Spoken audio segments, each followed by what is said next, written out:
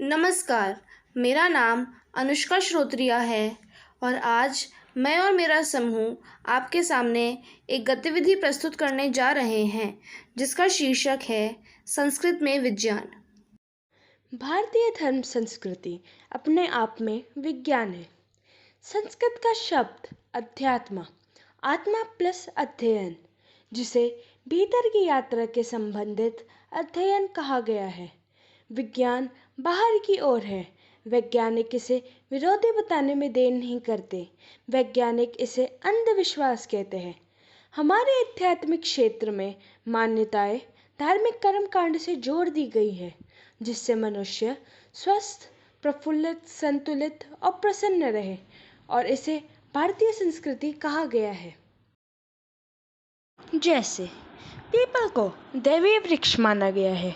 हिंदू धर्म में अनेक अवसरों पर पीपल वृक्ष की पूजा का विधान है। प्रकृति विज्ञान के अनुसार पीपल का वृक्ष दिन रात ऑक्सीजन छोड़ता है, जो हमारे पर्यावरण के लिए महत्वपूर्ण है। इसमें एक साथ पतझड़ नहीं होती। तुलसी के नियमित सेवन से शरीर में ऊर्जा का प्रवाह नियंत्रित होता है और व्यक्ति की उम्र बढ़ती है।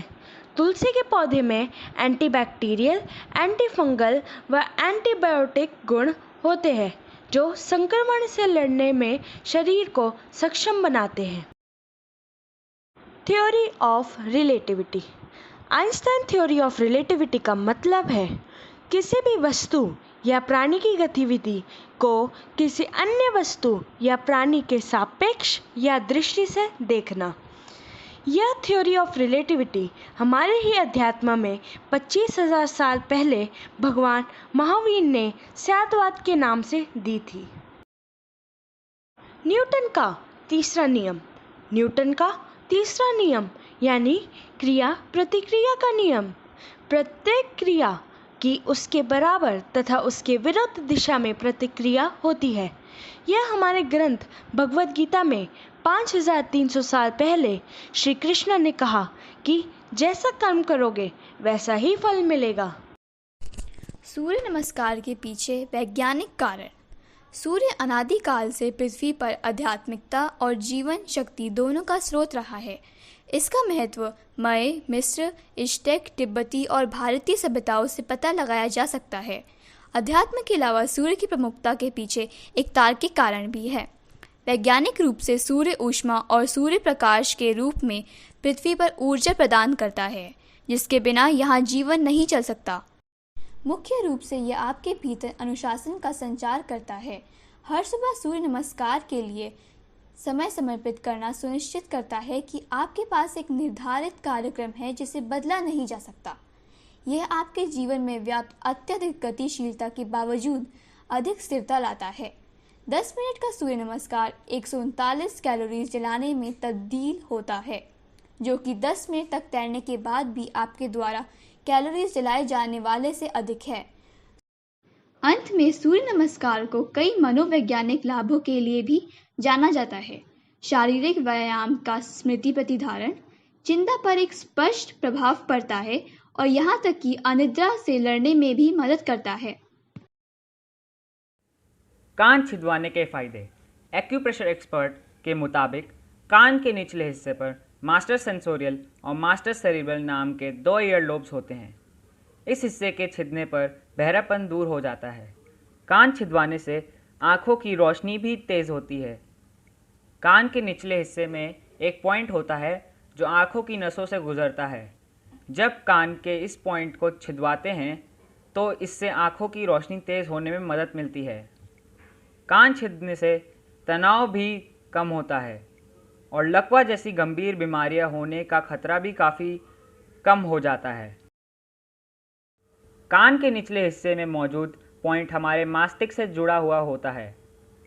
इस पॉइंट को छेदने पर दिमाग का विकास तेज़ी से होता है, इसलिए बच्चों के छोटी उम्र में ही कान छिदवा देने चाहिए।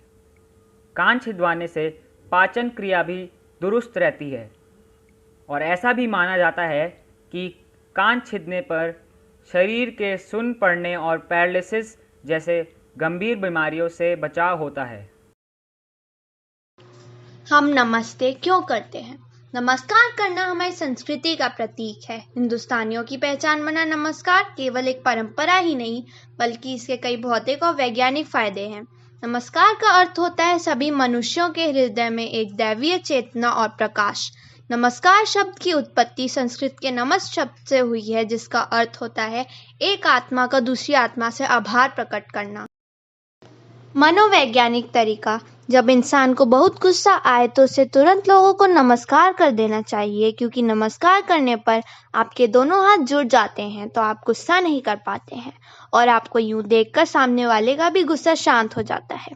फायदा: जब आप हाथ जोड़कर नमस्ते करते हैं तो उस वक्त हथेलियों को दबाने से या जोड़े रखने से हृदय चक्र और आज्ञा चक्र में सक्रियता आती है, जिससे जागरण बढ़ता है। आपका मन शांत हो जाता है, जिसकी वजह से खुद ब खुद आपके चेहरे पर हंसी आ जाती है। ओम की महत्वता। परिचय। ओम या ओंकार का नामांतर प्रणव है। यह ईश्वर का वाचक है। सृष्टि के आदि में सर्वप्रथम ओंकार रूपी प्रणव का ही स्फुरण होता है। तदंतर 7 करोड़ मंत्रों का आविर्भाव होता है। इस एक शब्द को ब्रह्मांड का सार माना जाता है। 16 श्लोकों में इसकी महिमा वर्णित है।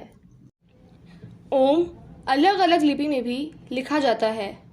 गुरु नानक जी का शब्द एक ओंकार सतनाम बहुत प्रचलित तथा सत्य है। ओम के कई शारीरिक तथा मानसिक लाभ हैं।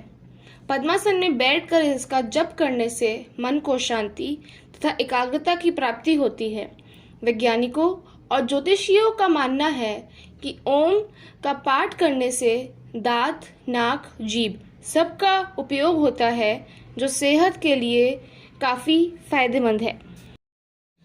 ओम सिर्फ एक पवित्र ध्वनि ही नहीं, बल्कि एक शक्ति है जिससे संबंधित कई स्वास्थ्य लाभ हैं।